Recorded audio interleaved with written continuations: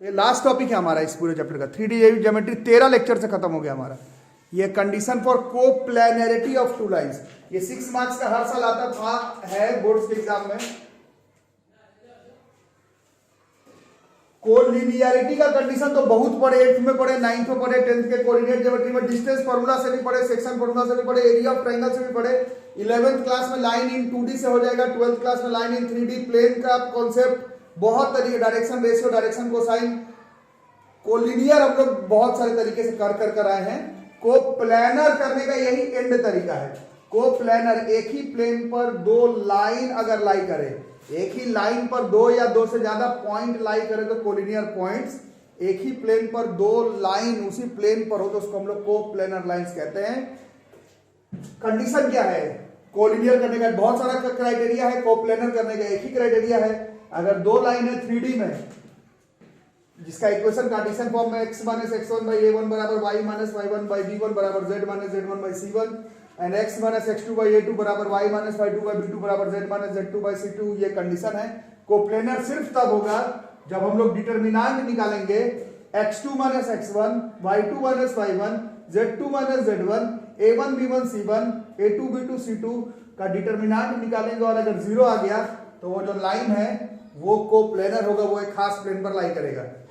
ठीक है, समझ में आ रहा है? और जिस प्लेन पर लाई करेगा उसका इक्वेशन हम लोग यहां से निकालेंगे, x minus x1, y minus y1, z minus z1, a1 b1 c1, a2 b2 c2 का डिटरमिनेंट बराबर 0 और या फिर x minus x2, y minus y2, z minus z2, a1 b1 c1, a2 b2 c2 का mod बराबर 0।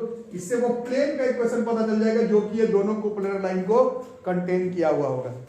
समझ में आ रही है बात? इसका प्रूफिंग मैं आपको बताता, बट इसको प्रूफ करने के लिए हमें स्केलर ट्रिपल प्रोडक्ट के कॉन्सेप्ट का यूज करना पड़ेगा। इस बार वो सीबीएसई का सिलेबस से कटा हुआ था तो हम लोग ने इस बार पढ़ाई भी नहीं की है, बट कभी बाद में बता दूंगा। और प्रूफिंग का काम तो वैसे आपको है नहीं फिलहाल, कम से कम क्राइटेरिया और जो क्वेश्चन बोर्ड्स में जेईई में आया इस टॉपिक हम लोग पढ़ करके चलेंगे।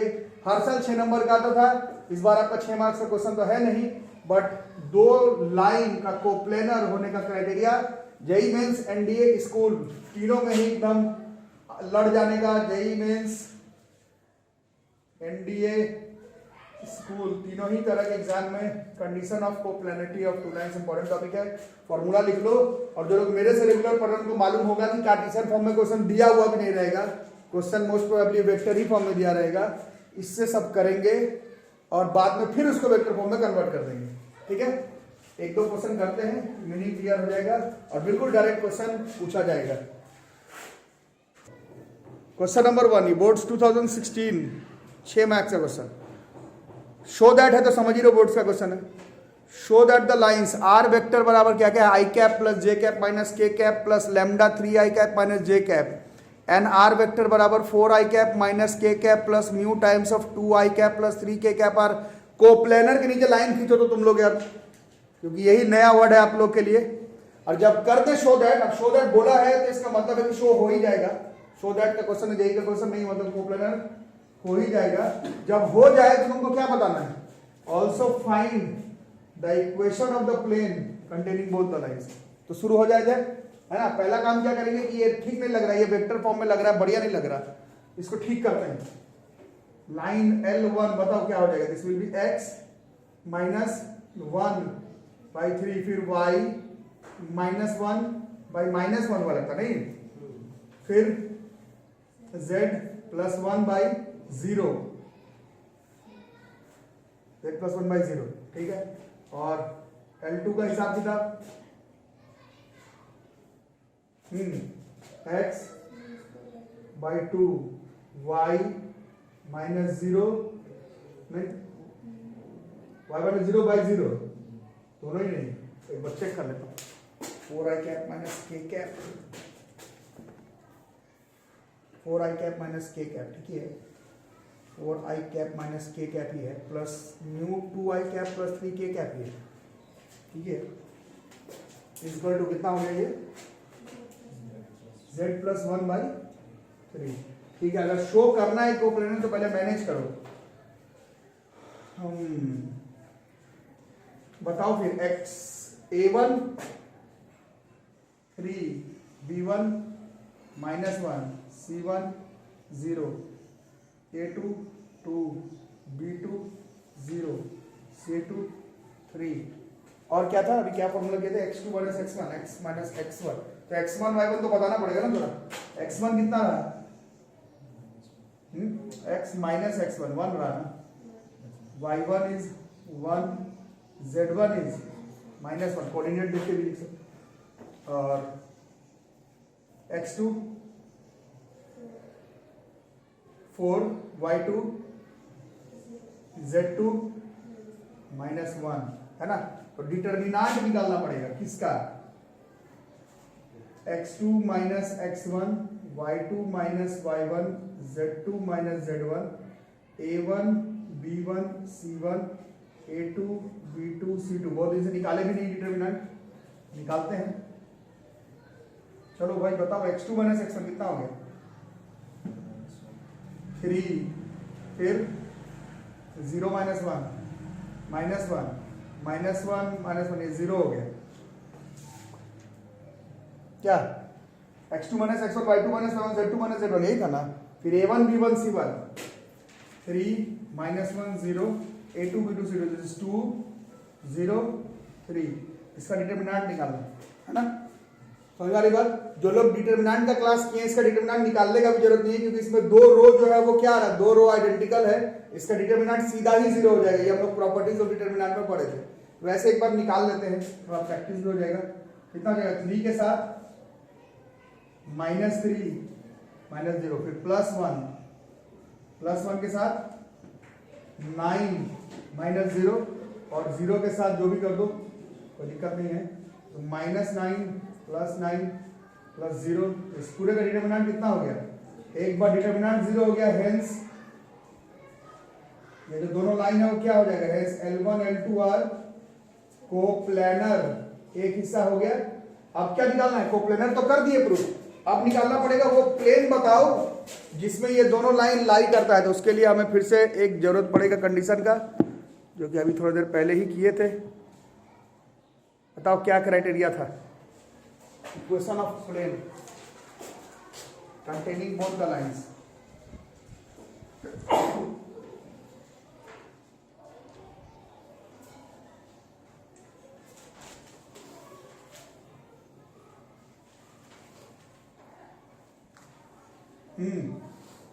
क्या था मॉड x माइनस x1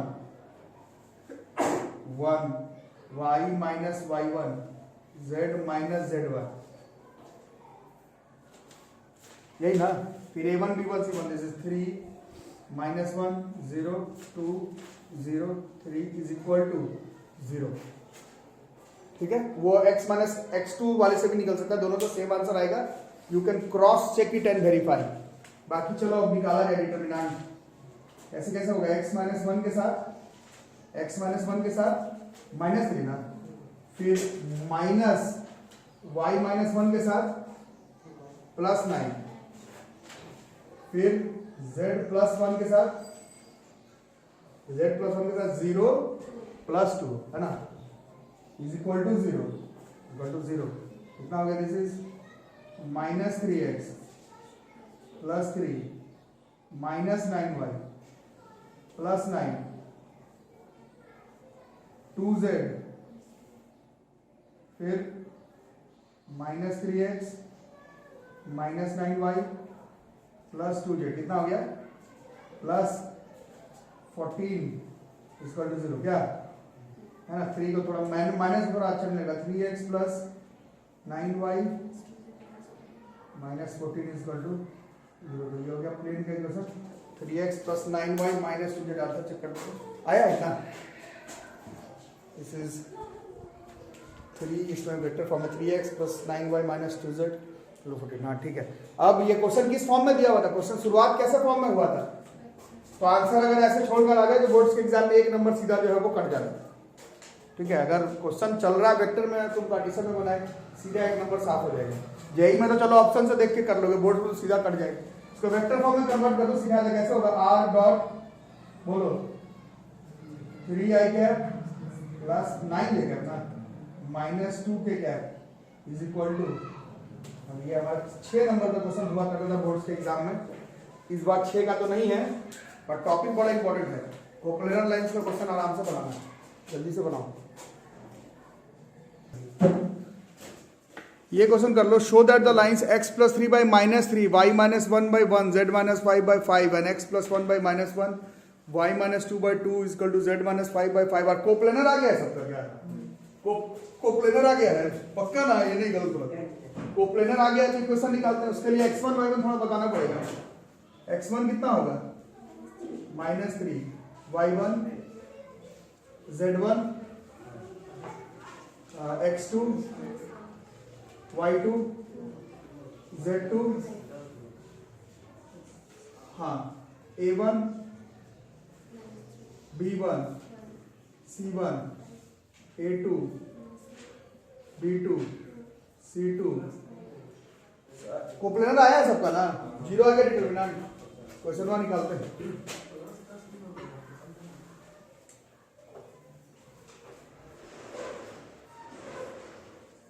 क्या था x2 - x1, यहाँ लिख देते हैं एक बार। x2 - x1 y2 - y1 a1, ओ हाँ सॉरी x -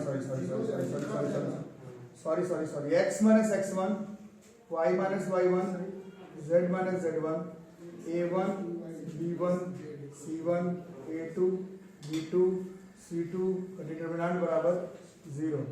तो निकालते हैं x + 3 है ना, फिर y - 1 z - 5, फिर -3 1 5 -1 2 5 का डिटरमिनेंट = 0। और दिन से डिटरमिनेंट नहीं निकाले तो निकालते हैं x + 3 के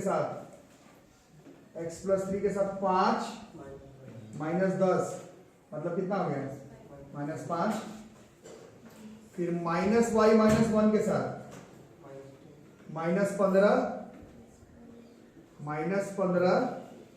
+ 5, यही ना। और z - 5 के साथ -6 + 1 = 0 है ना। कितना हो गया बताओ -15, ये तो कितना हो गया -y - 1 और -15 + 5 -10 हुआ। कितना हो गया ये +10y -10, फिर z - 5 के साथ हुआ कितना -5 -5z + 25 = 0। तो ये 15 10 25 25 कट गया, 0 आ रहा है तुम लोग का। किसी का 4 है, किसी का 8 है, किसी का 9 है, ये सब कट गया। अब आंसर आ गया -5x + 10y - 5z बराबर 0। -5 को कॉमन निकाल के मैनेज करते हो तो कितना हो गया x - 2y + z = 0। ये इसका आंसर है x - 2y, this is x - 2y + z बराबर 0। इस क्वेश्चन का आंसर कहाँ से सब लोग का गलती हो जाएगा किसी का, ठीक है। तो ये हो गया, ये पूरा हमारा प्लेन जो है 3 डायमेंशनल में खत्म। आप लोग एनसीईआरटी का सारा क्वेश्चन जिनका प्री बोर्ड चल रहा हो तो अलग बात, बाकी लोग अपने एनसीईआरटी बना लो। हम लोग एक क्लास और इसमें सारा रिसेंट ईयर का जेईई मेंस का क्वेश्चन करके जो रिसेंट में आया है वो सब करके एक क्लास में देख लेंगे, ठीक है। मिलते हैं अगले क्लास में, तब तक के लिए थैंक यू।